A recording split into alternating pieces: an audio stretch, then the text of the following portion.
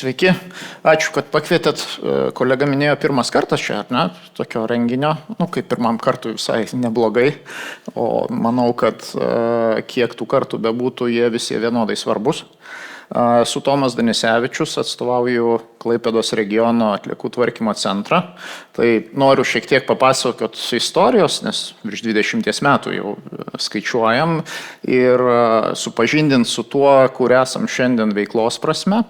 Ir ką pavyko pasiekti per tos 20 metų, o pasigirti tikrai yra kuo. Tai 2003 metai, dar visos savivaldybės turėjo savo sąvartynus, sėkmingai vežėm atliekas ten ir laidojom, buvo nuspręsta suskaldyti Lietuvą į 10 regionų ir uždaryti senuosius sąvartynus, įrengti vienus, kiekvienam po vieną regione sąvartyną, pradėti rūšiuoti atliekas normaliai.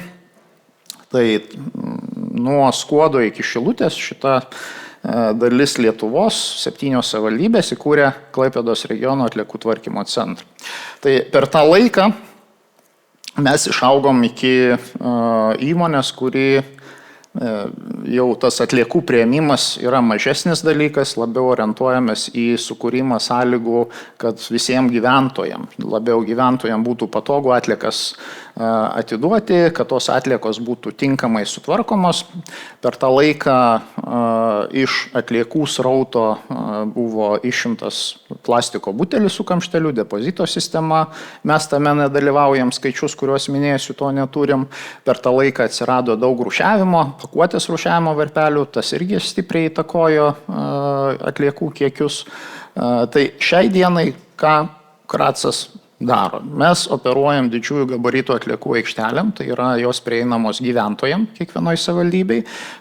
Šalia to net ir verslas, jeigu turi, tarkim, negabaritinės pakuotės, kažkokių statybinių atliekų, jie už mokestį patogiai gali atvežti šitas atliekas, atsikratyti į šitas aikšteles. Visos atliekos didžiosios mediena baldai važiuoja į dumpius. Šalia sąvartyno turim apdorojimą aikštelę, tai dalis atliekų virsta kuru, kita dalis virsta ruošiniu medienos pramoniai, tai dalis medienos grįžta į baldus. Nes vėl mūsų darbas, kaip čia pajuokaujant, mūsų darbas yra mažinti savo darbą, tai yra, kad mažėtų atliekų kiekis, mes daugiau ištraktume medžiagų perdirbimai. Trečia veiklos dalis yra žalių atliekų iš gyventojų surinkimas. Šiaip tas pats galioja irgi už tam tikrą mokestį ir iš verslo priimam. Mes kompostuojam ir komposto galim įsigyti kiekvienoje aikšteliai. Tai irgi kviečiu, jeigu darysit talkas, sodinsit, galim iš palangos šakų pagaminto komposto grąžinti į aplinką. Priėmimas dumpiuose mišrių atliekų, kiekius pasakysiu, bet gal vieną dalyką, kuo tikrai reikia pasidžiaugti ir pasigirti. Klaipėdos regione mes į sąvartyną jau 5 metai nedeponuojam nei kilogramo iš mišraus srauto.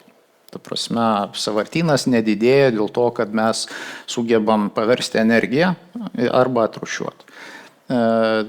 Maisto atliekos iš komunalinio, ką šnekėjom, tai yra gyventojų rūšiavimo konteineriais surenkamos atliekos, čia irgi yra ginčas. Ką į tą rudą, aš nežinau, Palangoj maisto rudi konteinerį, nes Klaipėdos rajonas žaliasias į rudus deda, ar ne? Ką į tą rudą galima dėti? Tai yra infrastruktūra gyventojam arba svečiam, bet tai tikrai nėra infrastruktūra verslui, nes, palyginkim, ten vištienos apdorojimo cechas, jis tikrai neturėtų naudotis čia, o turi tvarkytis per kolegas. Ta pati mes ir su maitinimo įstaigom kalbam.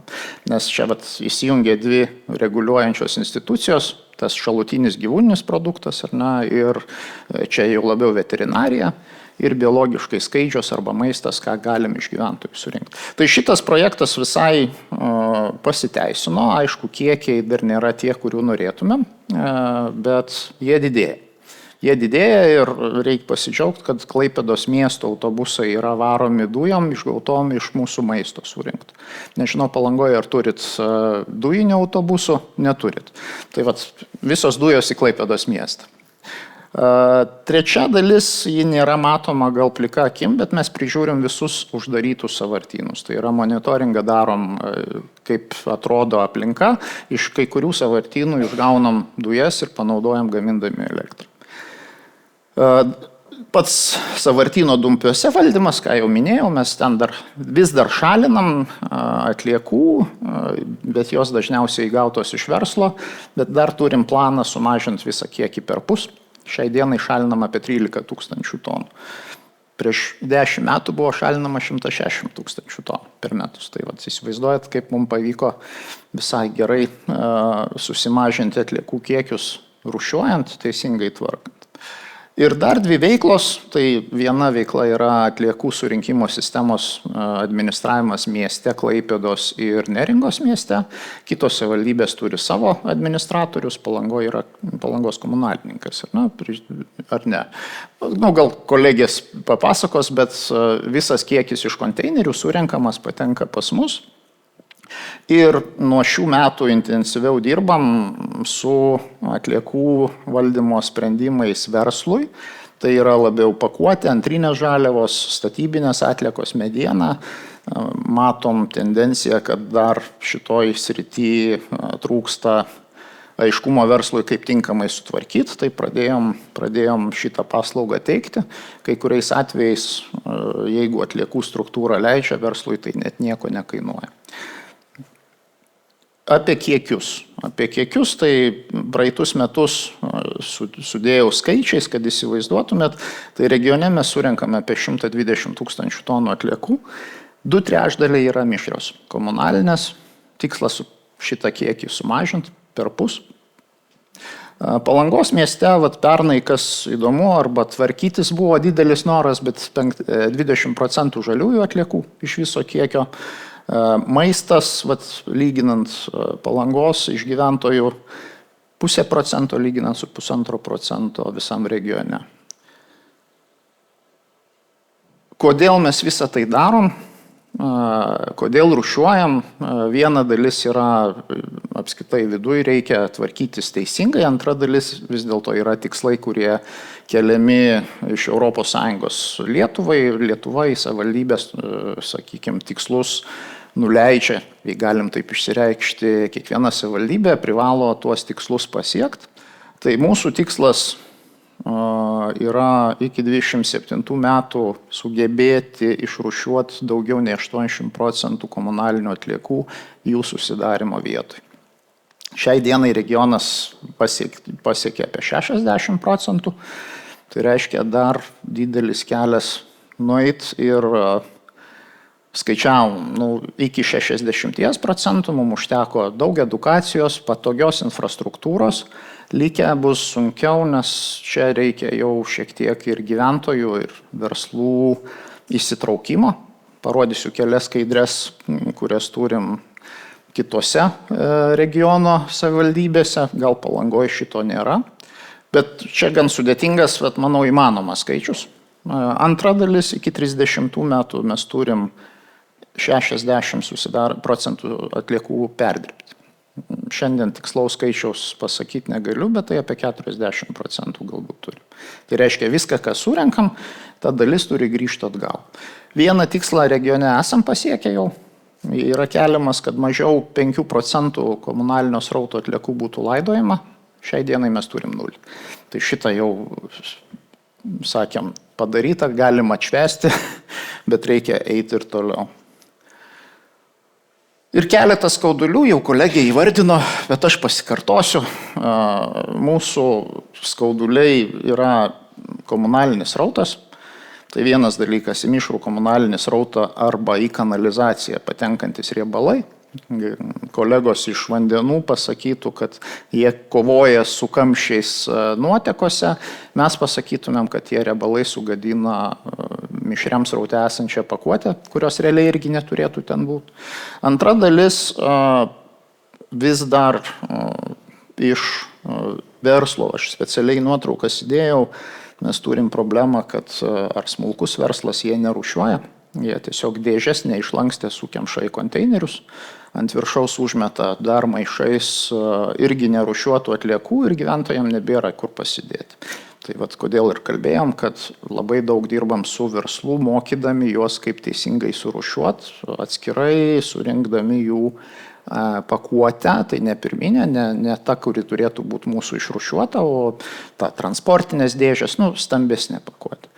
Ir ant viršaus dar užpilam maisto atliekų, tai reiškia, įdėjom pakuotę, užpylėm riebalais, maistu ir realiai sugadinom viską, ką dar galima buvo ištraukti. Tai čia vienas skaudulys. Antras skaudulys, galbūt Palangos mieste to nėra, bet bent jau su kolega tikslinomės, Palangos miškuose to tikrai yra. Tai yra, mes vadinam tai bešeimininkėm atliekom. Klaipėdos mieste į mėnesį mes sutvarkom 600 aikštelių. 20 vietų, kur būna paliekamos tos vadinamos bešeimininkės atliekos, didelių, tokių jau sąvartynų būna apie 80 kartą į mėnesį. Palangoj, Kretingos rajone, ar ne, Palangos miestas, bet šitoj zonoje 20 yra nelegalių sąvartynų užregistruoti. Tai čia yra tas skaudulys, kai realiai atrodo turim infrastruktūrą. Baldus galima pas mus atvežti didžiąją gabatą, jos skauduose mūsų aikštelės. Šiaip 11 aikštelių regione turim.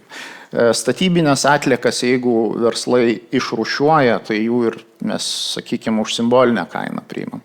Bet vėl yra dar tas įprotis numest. Aišku, mieste Klaipėdoj numetama šalia konteinerių, kas jau nėra blogai, jau reiškia nepaslėpta, bet vėlgi tai yra dalykai, kurie skauda ir už kuriuos susimoka kiti gyventojai. Tai tiek apie Kracą. Mes vėl kartosios stengiamės ateiti į pagalbą, bent jau paaiškinant, kaip turėtų atliekos būti tvarkomos. O visą likusį kiekį stengiamės sutvarkyti taip, kad sąnaudos būtų kuo mažesnės. Tai yra pakuotę ištraukiam iš ten, kur dar išsitraukia, statybinės atliekas nedeponuojamos susitvarkom. Dabar turim dar mintį, kaip polistirolą ištraukti iš sąvartyno, nes dalis jo dar vis laidojama. Maisto atliekas surinktas iš gyventojų, taip pat paruošiam ir su partneriais perdirbam į biokurą. O iš žaliųjų gaminam kompostų. Galiu pareklamuoti, tik 5 € toną. Galite atvažiuoti, pakrausim, išsivešit. Irgi iš lokalių žaliavų padaryti dalykai. Tai jeigu yra klausimų, esu pasiruošęs atsakyti.